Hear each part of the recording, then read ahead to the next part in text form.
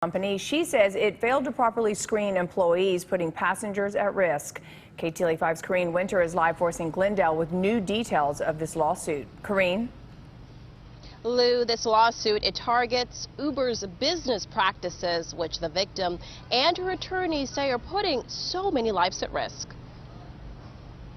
For 27-year-old KEATHER Taylor, one regrettable Uber ride back in July 2014 has propelled her into a spotlight she never imagined.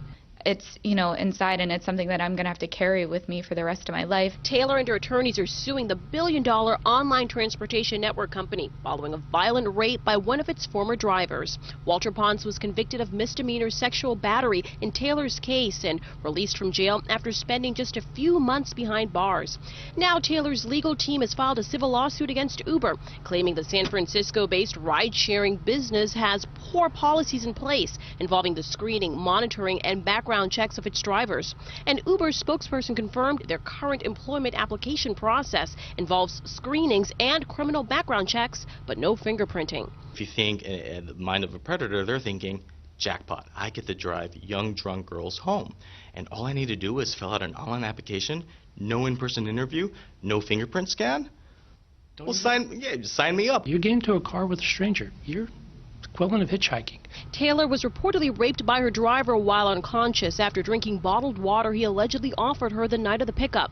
This was her Uber receipt, where she was charged $9.98, including a $1 safe ride service fee.